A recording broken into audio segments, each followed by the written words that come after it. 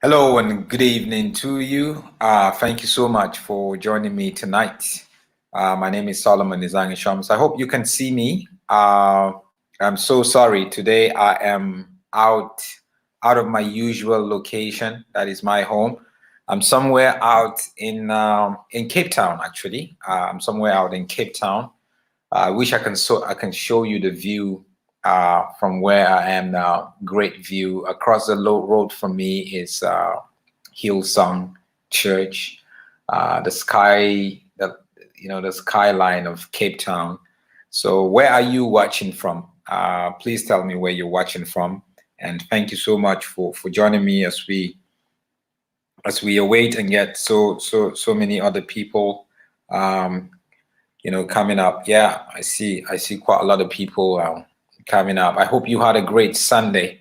I hope you had a wonderful time of with your family, maybe spending time and sharing the word, and also spending time and also encouraging each other. That's what it is. I'm so sorry to tonight. My what do you call it? My my light is not as good as it should be. So I'm really sorry about that. I hope you would bear with me. But please tell me where you're watching from as we get ready to go on. I'm just trying to. There's some info that I really want to share, but it's a bit difficult actually getting it on the platform for you to be able to see it. So I'm just trying. So if you can give me a minute.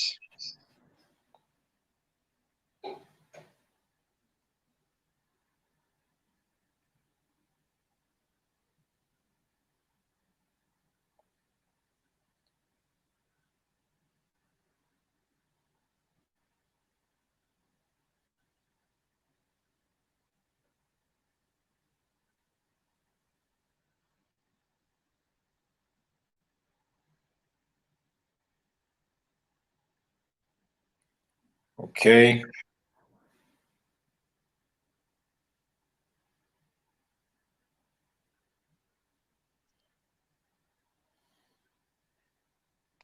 Still trying to get it together. It's late today. It's not the usual time that I do broadcast. I normally broadcast 8 p.m. South African time. So wherever you are, if you're in West Africa, you're 1 hour behind. I think if you are up in the UK, I think you're 1 hour ahead or so. But that's where we are right now. But yeah, Amsterdam is representing. Thank you guys. Yeah, there are a couple of people from Holland. Got a couple of people from Davidson, from Soweto, Polokwane is also here. There's Ade from London. From Zanin, there's a prophet in the house. There's Topfontein, there's East London, UK as usual. Ghana, yeah. Durban is here. Niger is here. Cape Town, of course. Botswana, Pretoria, Kenya, Guyana, all the way. The USA, North Carolina, of course, Charlotte, Mbombela from Nelspruit, the Val Ferenican, Middleburg, Mpumalanga, Marble Hall, Zambia is here, Botswana is here, Gaborone, Malawi, Rudeport, Belgium. Oh, wow. We got Belgium in the house. James from Mozambique. Belito from KZN, all around. Yeah, so this is going to be short. Maybe this is going to be about maybe just 30 minutes. Namibia, of course, is here. It's just going to be about 30 minutes. And we're just going to go straight and talk about this issue here, which is Prophet Bushiri to be deported.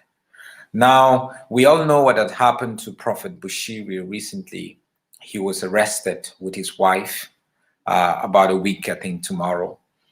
And the charges that was presented to them in this current arrest. Remember, this is not the first time he was arrested.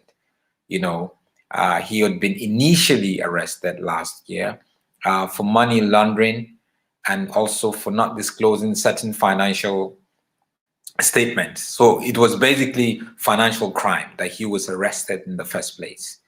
Um, so, and he was arrested. Here he is.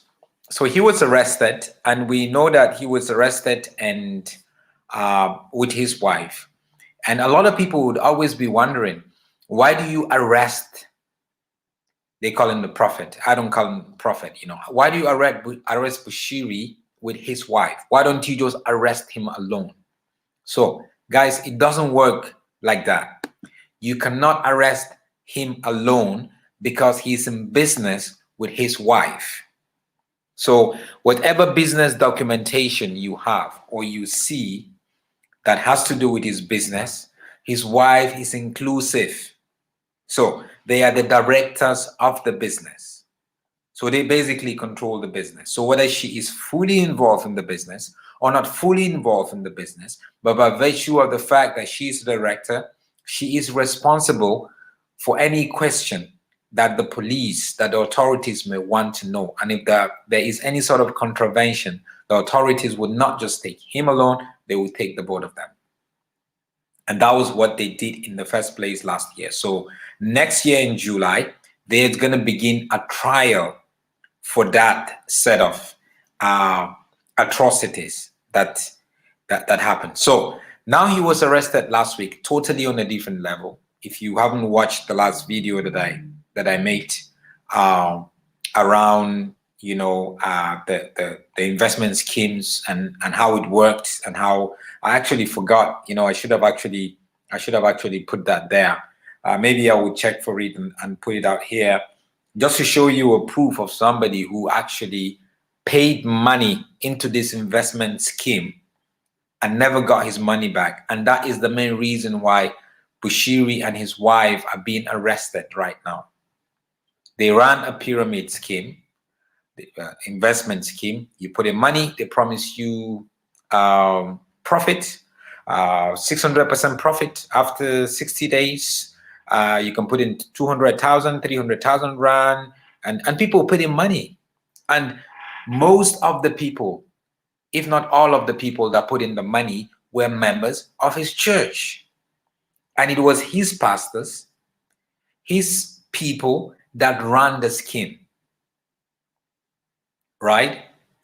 So they put in money for 2 years, 3 years now. They never really got to see any of their profits. Let me see if I could actually, you know, I could actually get. I'm not sure if I can get it. I'm trying to see how I can actually get. Let me see. Get a proof of the people. Some of the people who paid. You know, some of the people who paid money.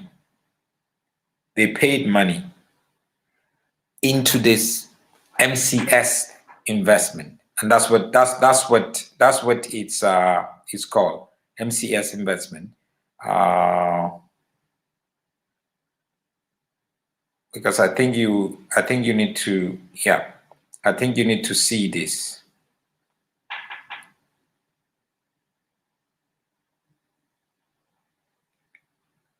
Because maybe when we see it, then you would get to understand part of what I'm actually talking about.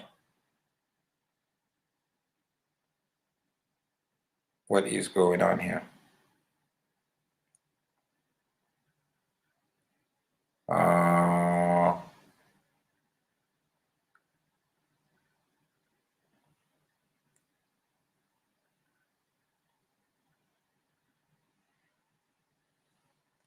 Anyway, let's see. Let me take it here and then put it here quickly so you could see. Because I want you to have an idea, because a lot of people have ideas that they feel that let's see.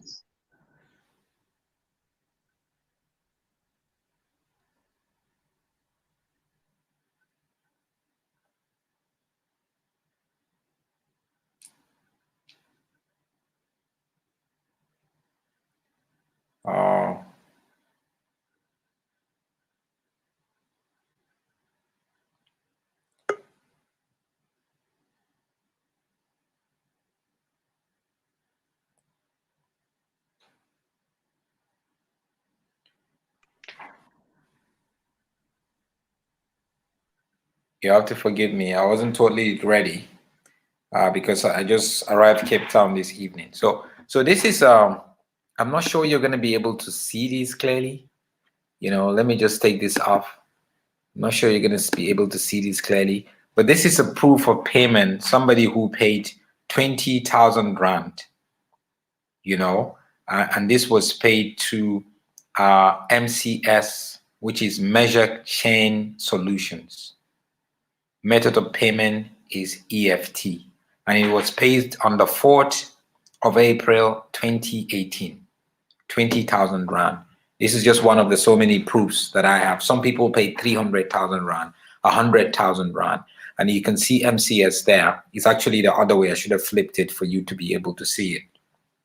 So these are investment. These are monies that people paid into MCS, and he is the head of MCS, right? And he has a lot of other people working for him. Remember, a few days ago, I introduced you to a gentleman called Joseph Willa.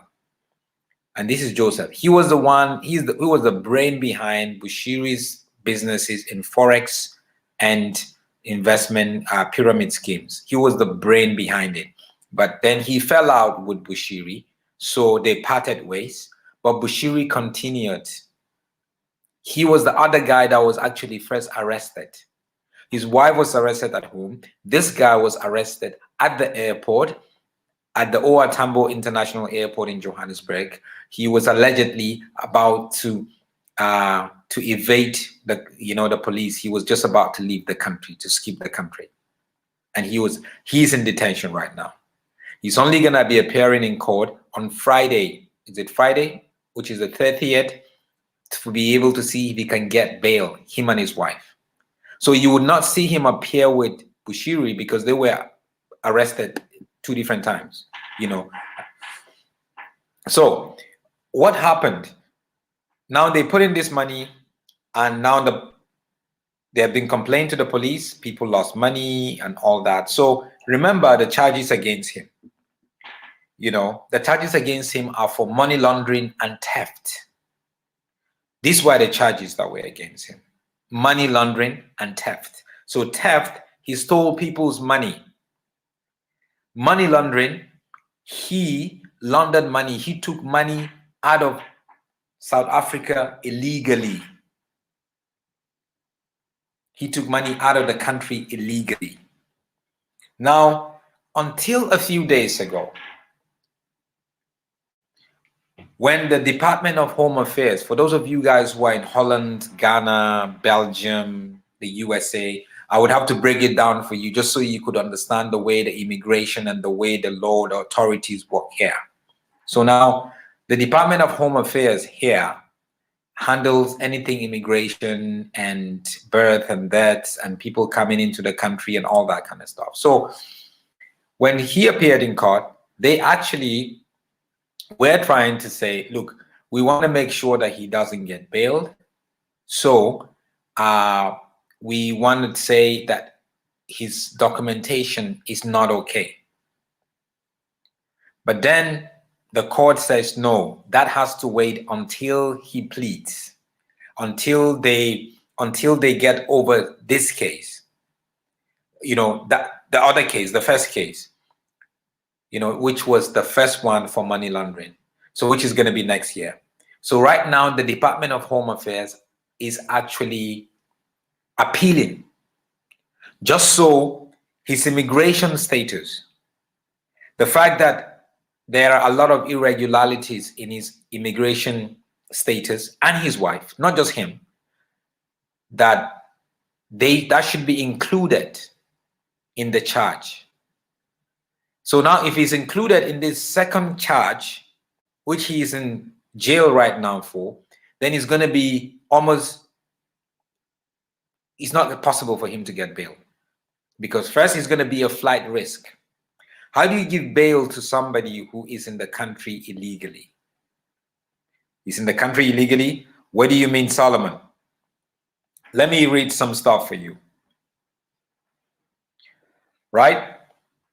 In addition to the charges raked against Bushiri and his wife, which include fraud, money laundering, and theft. So these are the first three major charges: fraud, money laundering, and theft.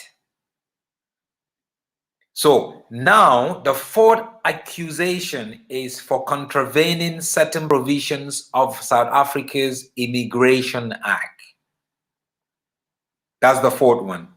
He contravened. So that means you didn't obey the Immigration Act of South Africa.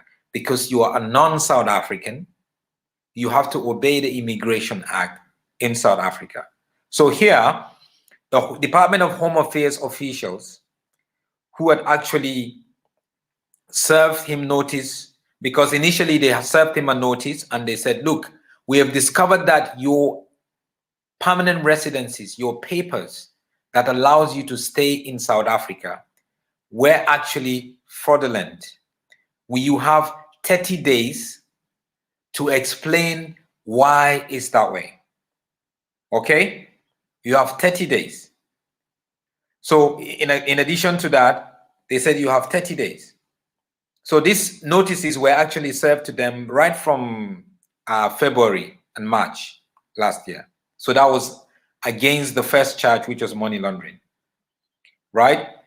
So according to the legal document, Bushiri's application for permanent residency status was captured and granted by the officials in terms of an incorrect section of the Act, which occurred as a result of certain commissions or omissions on the applicant and his wife.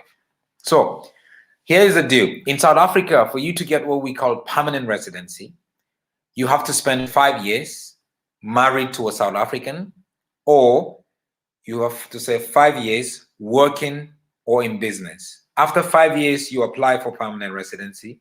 And after another 5 years, which is 10 years, then you can apply for citizenship. So permanent residency, like for you guys in the US, permanent residency is basically like a green card. So it allows you to work. You don't have to get a new visa. It allows you to do business. It allows you to just be in the country. You're basically like a citizen. It allows you to also have a South African identity card, which only citizens should have. So it allows you to have a South African identity card, right?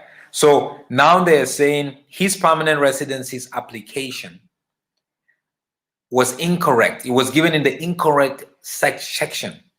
And that's what I think in the next few months or few weeks, we're going to be able to get to know. So it says when Bushiri was served the third notice, they let the people know that they served them a notice. That is the Department of Home Affairs went to them and served them a notice and said, look, your permanent residency is irregular. Because of that, we're giving you 30 days to make argument to the department why the permanent residency status should not be withdrawn. So they wanted to withdraw the permanent residency status. But before you do that, obviously, the law says you must allow the person to defend and explain why and how they got their permanent residency status. Right? So they gave them 30 days to be able to do that. But the court now said, no, you have to wait. Now, here's the problem.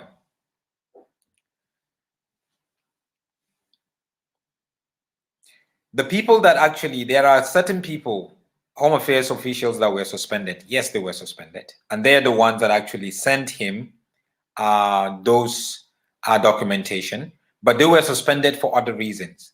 And he's actually being suspected that the same people that were suspended and the same people that sent him those notices were actually the same people that helped him to get the permanent residency. So you see the contradiction. Maybe they're trying to cover their tracks, you know, and that's where the problem is. Maybe they're trying to cover their track. But I would tell you this. Let me actually, instead of just telling you, let me actually read it for you, just so you know. Just so you can hear it. That way it's gonna be more easier, right?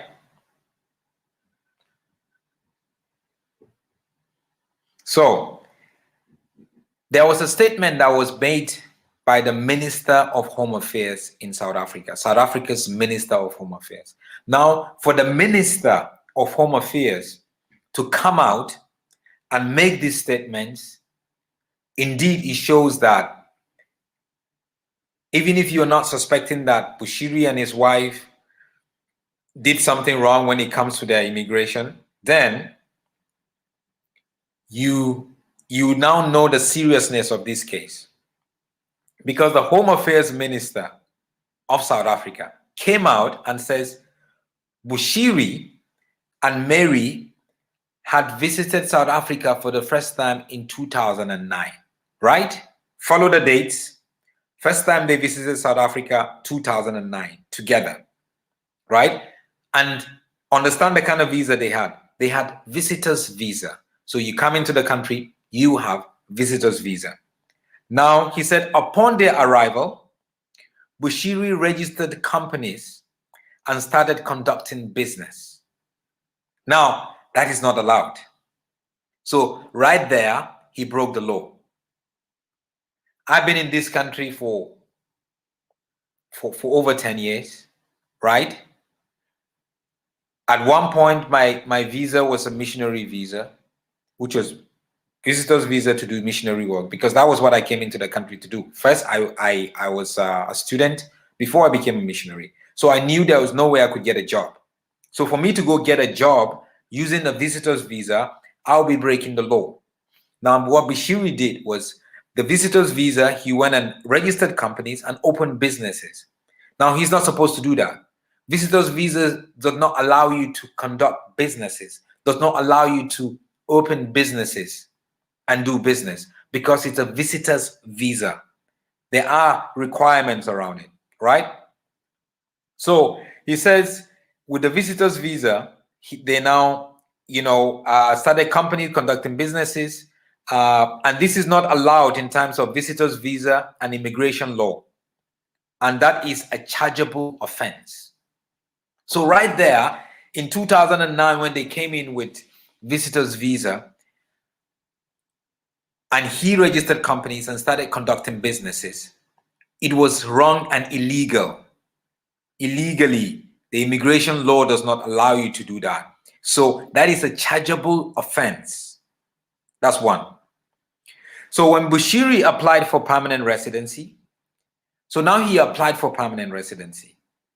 In 2015, he applied for permanent residency, right? No, he applied for permanent, not in 2015, sorry. He applied for permanent residency and he declared under oath that he entered the country in 2015, when our record shows he entered in 2009. So when he applied for permanent residency, obviously you would say, this is the first time I entered the country and all that.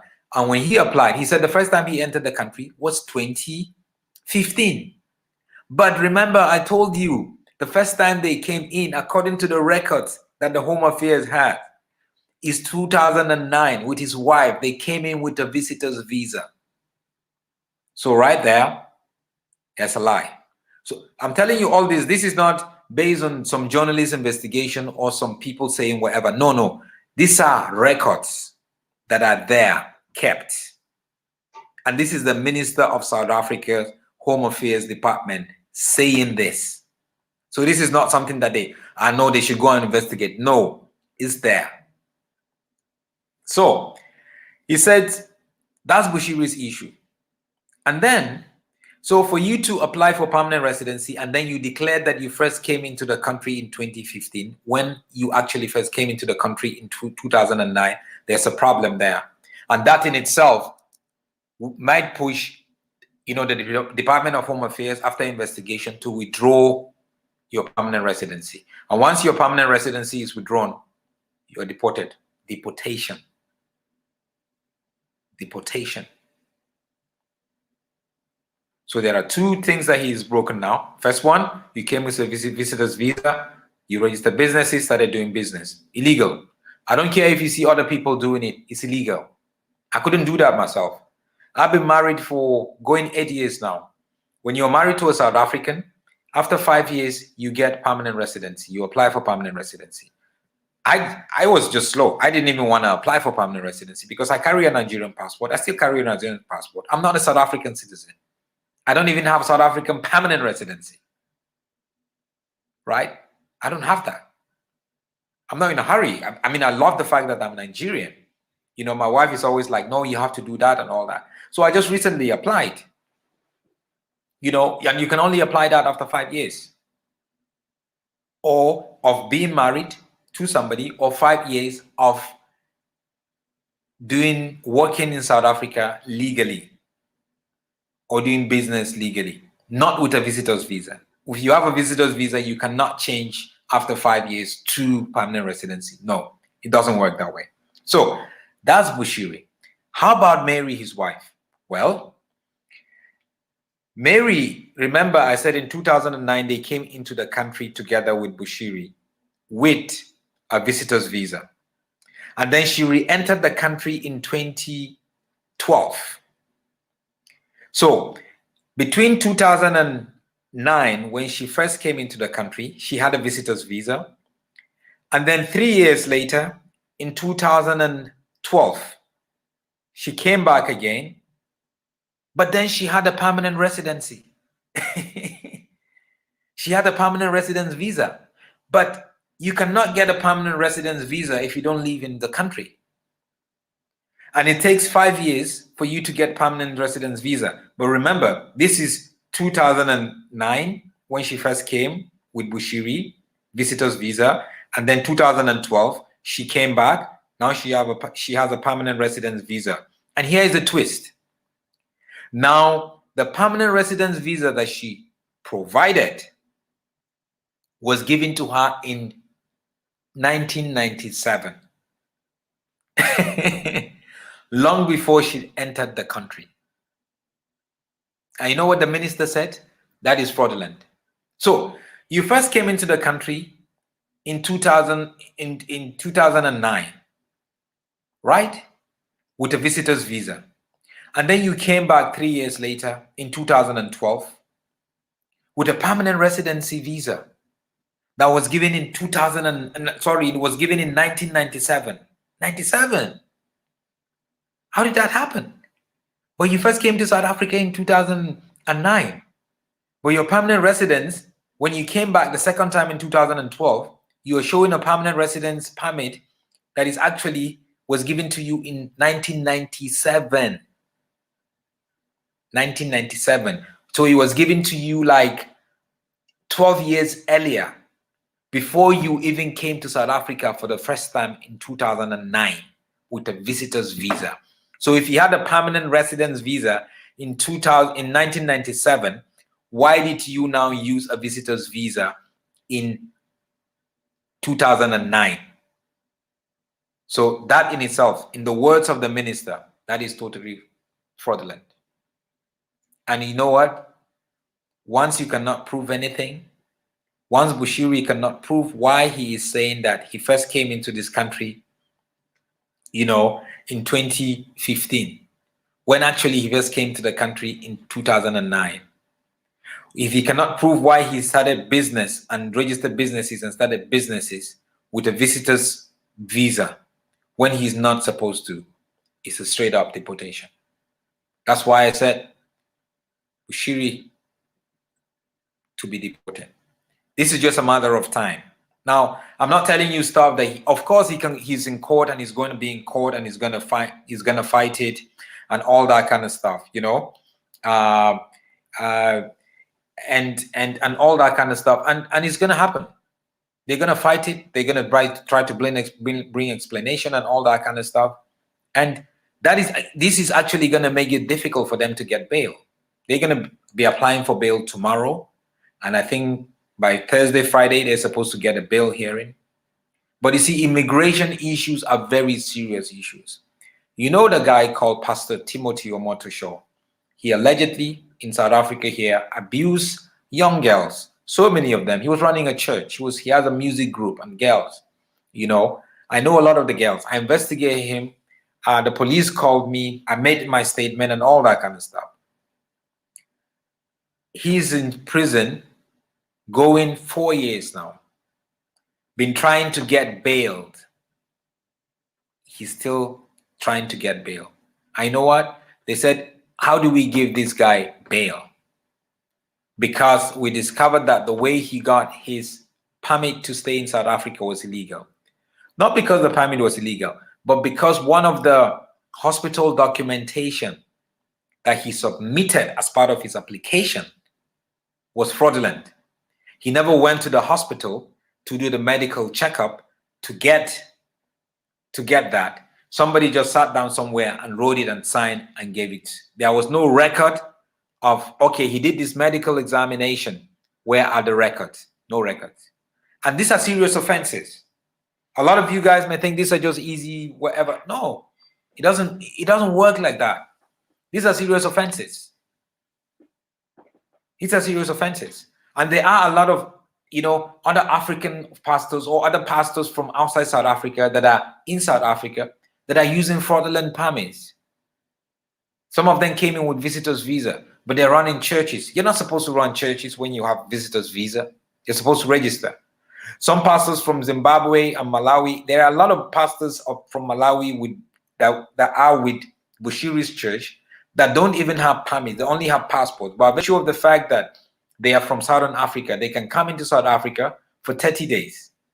And then every month they have to go out of the country and then come back again. Go out of the country and then come back. But then they are pastoring, but they are not allowed to pastor.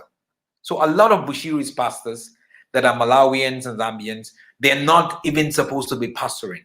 If you go and check them, even I got news that even the guys that worked at his hotel, a Sparkling Waters Hotel in Rustenburg, there are a lot of people there that do not have the right documentation.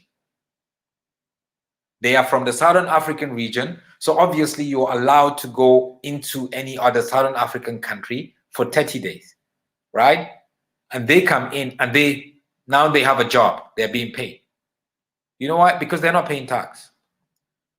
So that in itself is so that's why, I come to tell you that Bushiri and his wife, Mary, are in deep trouble. Deportation is knocking at the door. Deportation is right there waiting for them. This is Mary and deportation. Their kids are in Malawi. Their kids do not stay with them here. Their kids are in Malawi. They live in Malawi. They have 2 kids. So they always go there. A part of trying to get the bail was actually saying that, look, they have young kids that are in Malawi and that they need to see and all that kind of stuff, So this is the issue that they are facing. And these are very, very serious issue. All you need to do is to look at the case of Timothy Omotosho, who is still in jail today, over 3 years later, still trying to get bail. But because of his immigration status, his permit in staying in South Africa, how it was obtained, no chance. He's still there. He's in St. Albans prison in Port Elizabeth. Still waiting for a trial that started, but then some hiccup. He's applied for bail almost like 8 times now. He's gone to the Constitutional Court, the highest court in the land, to push to get bail. And if you listen to the statement of the minister, like I just read now, the Minister of Home Affairs, this is the Minister of Home Affairs that's talking about this now. Omotosho's case, the minister didn't even need to say anything. But because it's Bushiri and it's a high-profile person and it's a very serious issue, the minister himself came out and said, based on the record from Home Affairs, and the Department of Home Affairs is not going to sit down and cook up records. It doesn't happen. So the department, in the meantime, has issued a notice to Bushiri and his wife, asking them to clarify the discrepancies in their applications for permanent residency. So, clarify this. You said you came into the country in 2015 for the first time, but our records is saying you came into the country for the first time in 2009. What happened? You did that under oath. So understand, He didn't just write it. It was written under oath. So if you do that under oath, whatever you said in your statement under oath is the truth that the courts, that the government, that the Home Affairs would take. Even if you come out now to say, no, you made a mistake, or no, but this, you did that under oath. So the Bushiris are in trouble. The Bushiris are in trouble. Deportation is what is waiting for them. Would they get bail this week? Maybe they will get bail. They have some high-profile lawyers. Maybe they will not get bail. Maybe this is the beginning of their jail term. Maybe they will never get out of jail for the next 2 years until this trial is over. So even if the trial of theft, money laundering, and fraud, which are some of the charges that they're facing, even if they are not found guilty of theft, they're not found guilty of money laundering, they're not found guilty of fraud, they are still going to be deported because of their documentation. How did you obtain your permanent residency? There are discrepancies. Mary Bushiri, you first came into this country in 2009 with a visitor's visa, and then you came back in 2012 with a permanent residency permit that shows that you got the permanent residency permit in 1997. How do you explain that? Now they have to have a good argument to explain that. I think the Department of Home Affairs finally nailed them. If you've been praying for Bushiri to stop defrauding people, they got them. You heard it from me. From my position, where I know these are very serious issues. When it comes to immigration issues, these are very serious issues. And they got them.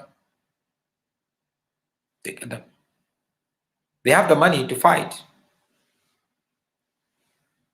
But it's very clear, if the Minister of Home Affairs will come out and say these things are fraudulent, then it shows the seriousity, how serious this issue is, how them as a Department of Home Affairs have actually investigated and seen it and said, look, these discrepancies here is a problem. Let me read this to you finally.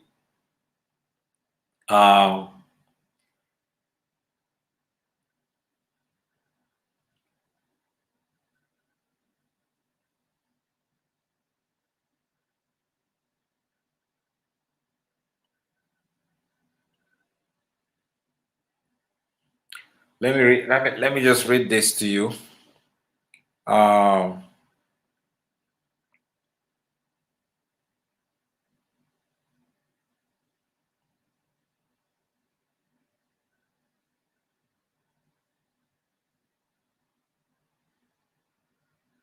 I'm going to read some sort of just information around when you break immigration laws in South Africa. Just like any other countries, they have their own immigration laws. What happens? You know, when you break immigration laws, what happened?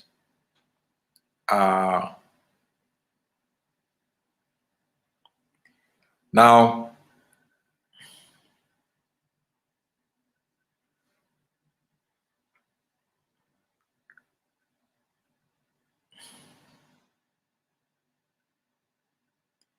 let me just read this one actually.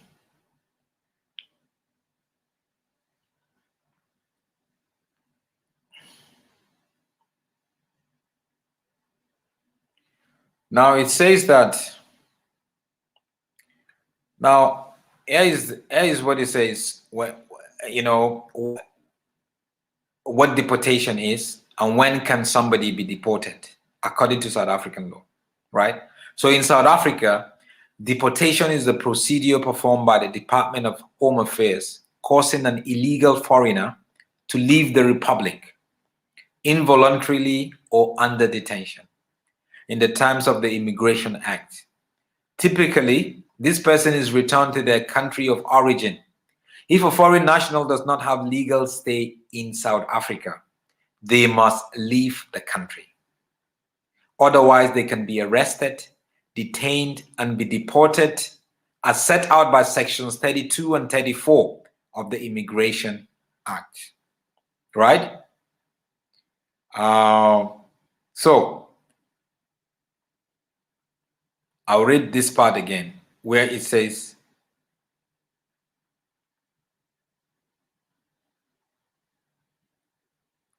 this person is returned to their country of origin if a foreign national does not have legal stay in South Africa. They must leave the country. So you see, if and when Bushiri and Mary, their documentation, their permanent residencies is discovered that it's illegal, that means they don't have legal stay in South Africa. So they must leave the country. So you can leave the country voluntarily, or you are being arrested, detained, and then deported. I know a lot of Zimbabweans and Nigerians who are here illegally who would be arrested. There's a place in the west, deep west of Johannesburg, where it's a detention center. So they keep people there.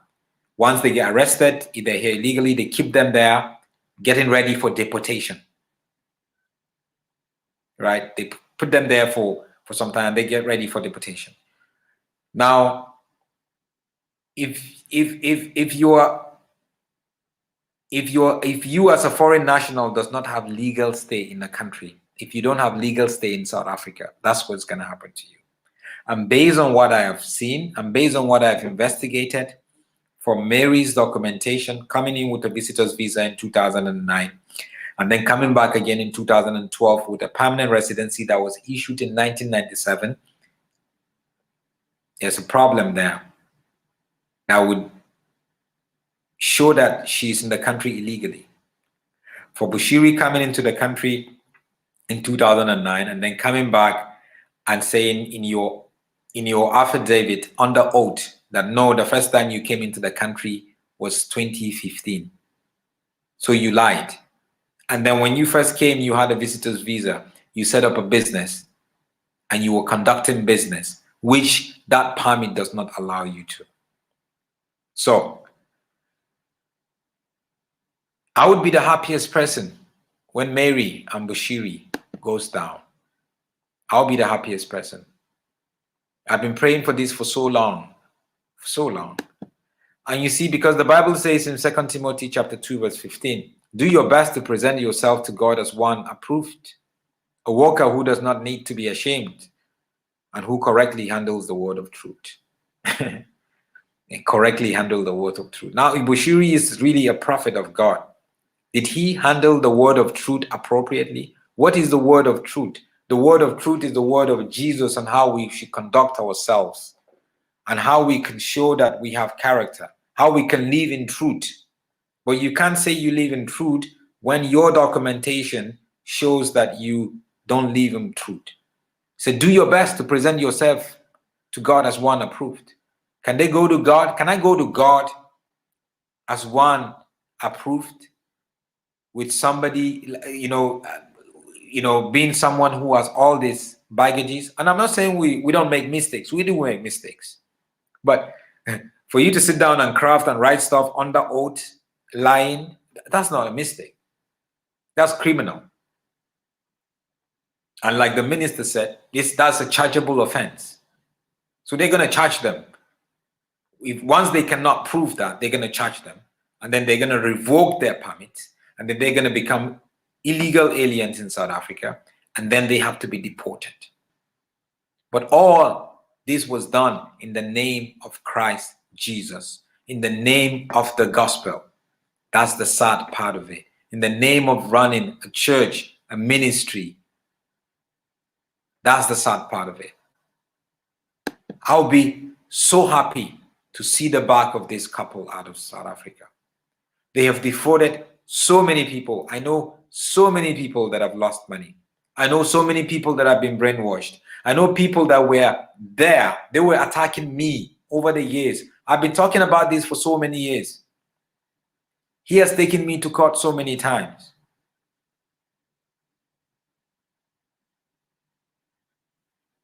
Now, the people that were attacking me, that were members of ECG, a lot of them now are inboxing me. Solomon, thank you. I'm really sorry. I used to attack you. I used to say this about you. I didn't know the truth. Now my eyes are open. I don't even know some of them. But the joy for me is to see that God is opening the eye of his people, because Christ is shouting, let my people go. I'll be happy to see not just Bushiri or Motosho and every other non-South African who is in the country illegally, doing ministry illegally, obtain their permanent residency and citizenship illegally. There are a lot of them that obtain it illegally. They said they were married to a South African, but there's no, it's a fiction. They were never married. They just got somebody to go, everything fraudulent. I cannot do something that's fraudulent. He's going to show up later. And how am I going to go before God and say, no, I correctly handles the word of truth, like it says in 2 Timothy 2:15. No, we cannot live lies. The more you keep putting lies after lies after lies, it's going to get to a place one day everything's going to crumble. And that's what is about to happen with the Bushiris. We're about to begin to see the gradual disintegration of their ministry, their lives, and their lies, gradually peeling and peeling and peeling. They have the money, they can get the best attorneys. They get some of the best attorneys in South Africa, you know, from Barry Relu to Advocate Dalim Pofu, you know, they can get all that. And they can go and shout, his people can hit the street and go to courts and say, no, free our papa. It doesn't work that way. Your papa is a criminal. He did stuff wrong. This is not persecution. This is for real. This is what they didn't do what is right.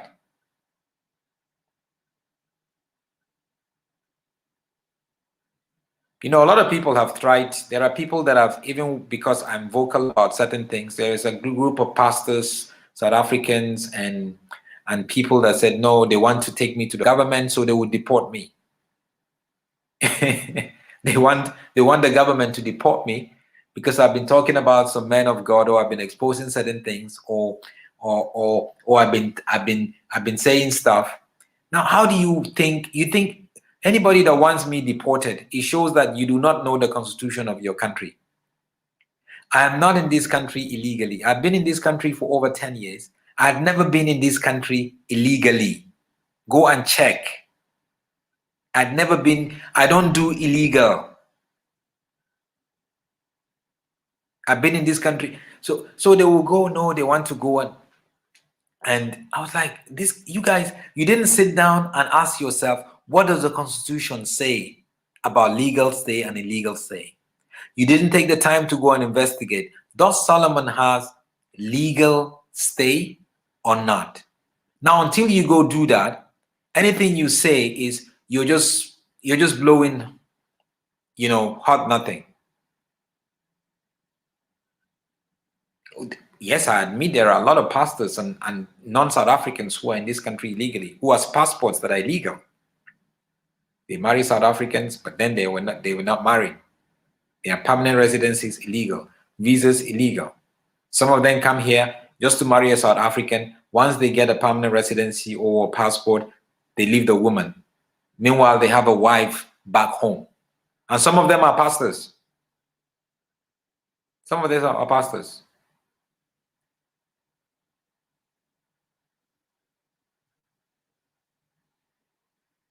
We can't go around doing things illegally, guys. We cannot go around. What's the point for me to sit before you now and talk about all this, or talk about the love of God and who God really is, but then I'm doing stuff illegally. Then I'm in this country illegally.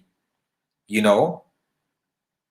Then I just do illegal stuff. What's the point of the gospel? But people do not understand. Even the people that follow them, Bushiri and all these prophets, they do not understand. That's why you see them going to court and they're shouting and they're praying in tongues. You're praying in tongues for a criminal. God doesn't hear that kind of tongues. God only hears the tongues that comes from a pure heart and a true heart with a good intention. That's what God listens to. But you can't go around be praying in tongues. They've brainwashed you and hypnotized you, and you think this man of God is a saint. He cannot do nothing wrong. For some of them, even if you know he does something wrong, he has done something wrong, you still want to support him. What is going on with your brain? And you see why I want to see the back of Bushiri out of this country. They've caused enough pain to people.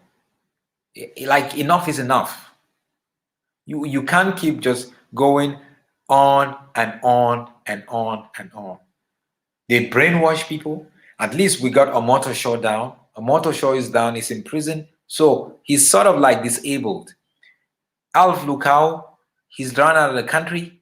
He lives in Portugal now. Yesterday he had an event in Paris. Seems like he wants to relocate, out there. So at least his church is still going on here. But we know that without him, things are not going to work the way that it is. And he knows that coming back to this country, between you and I, there are a lot of investigation going on around him. From the police to the intelligence. I'm just telling you this. I know some of the details. A lot of investigation. So he got a wind of it maybe and left or whatever. I'm not sure. Now, if you can get Bushiri out of the way. Meanwhile, there are a lot of other local... Okay, all these guys we're talking about are not South Africans, right? So don't you ever think we're trying to target non-South Africans. I'm not even South African, so I've had my own share of, talk of war with locals, South Africans, like Mboro, Bishop Zondo. Actually, it seems like the South Africans are the ones that are really against me much more than the foreigners. Yes, Lukau has taken me to court several times. I was sentenced to prison, suspended sentence to prison. Over time, my life has been threatened. They came to our home to kill my family. My wife was 7 months pregnant with our second son, and all that kind of stuff. And it's definitely painful. I had to move my wife out of our home to go to a new location because of the threats and the intimidation that was coming through. But that's what I signed up for. That's the gospel. The gospel is not all glamorous. The gospel is not just all easy and happy clappy. Anybody that tells you that is not telling you about the gospel. That's not the true gospel. The gospel will disgrace you, will bring you to shame. But Jesus is still Lord. It's the world that will bring you to that shame. Because you are standing on the truth of the gospel. Not because the gospel wants to bring you to shame. But because there's going to be opposition when you stand for the gospel. When you stand for the truth, there's going to be opposition. And in the eye of the world, they will bring you to shame. But your reward for standing for truth, God is very much aware of that. So, I would really just fold my arms and really watch the way this is going to unfold. But what I see is a deportation. It's going to be a deportation. They're going to be deported. The discrepancies are just too much. And these are very serious allegations. So I want you to see it from now. Just so when it happens, you know that it happened. Some of you are like, they have money, they can fight all these things and all that. The minister came out publicly already and made this statement. And it's rare for a minister to come out and make statements as about a certain person's status, immigration status in the country. It has to be a very serious issue for him to come out and do that. So now it's in the public domain, and the public is going to hold all of them responsible. And we keep praying. We keep praying. We can never get rid of all the charlatans and the false prophets and fake pastors. We can never get rid of all of them. But at least let's get rid of some of them. And let's open the eye of our people. Let's educate our people. Let's inform our people, just so they would know the truth and know that when they're in a house, a so-called house of God, and the man of God is behaving funny, his doctrines are just all twisted, his theology is not biblical, you run. So we need to educate each other. Very important. All right, guys, I haven't read your comments, so I don't know if there's yeah, I see some of the Bushiri's guys and all these guys are coming to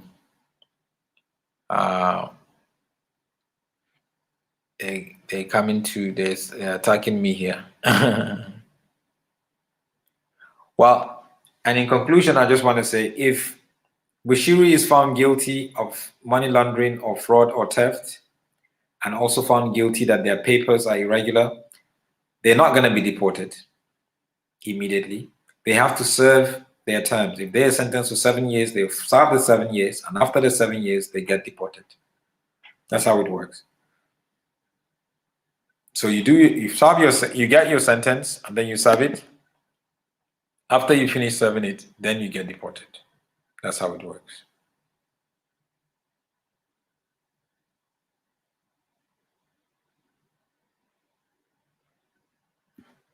And this might take a bit of time. This is not something that's going to happen next week or 2 months or 6 months. No. But for me, the spin, the wheel of justice has finally started spinning. You see, once you are a criminal, once you are dishonest, a lot of areas of your life is also dishonest. Am I surprised that Bushiri's documentation is fraudulent? I'm not surprised, because he's a dishonest person. Because he's a dishonest person. Everything around him is dishonest. That's how he builds himself. So if you are a liar and you lied about certain things, it's not just that area that you lied about. There's going to be other areas in your life that you lied about. It's just time that would show us those other areas. And that's exactly what's happening to Bushiri right now. It's about an hour now, guys. I just flew into Cape Town. I'm tired. But thank you so much for just being with me tonight. We just continue the conversation. And please, if you haven't subscribed to this YouTube channel, please do subscribe to this YouTube channel, Solomon's Temple. Thank you for all your support. And thank you. May we, I pray that we will just continue to stand on the truth. And we continue to ask ourselves, are we really representing God? We don't just want to represent God when we go to church on Sunday or when we're with other Christians, but when we go into a place where we have to stand on truth and be honest and be transparent, when we have to say we're not going to compromise, that is true Christianity. That is true Christianity. It's not easy. That's why it's called the Christian soldier, because it's not easy. You have to stand on your feet. You have to believe that the truth is the truth, and you're not going to be shaken. You're not going to be moved. You're not going to change it. You're not going to compromise. And just watch the hand of God, come through. The joy of really seeing God stepping in because you're standing on the truth is just nothing can just explain that sort of joy. So I thank you. And I pray and I bless you, and I pray that you're going to have a wonderful week ahead of you. Thank you, guys. God bless you, and good night.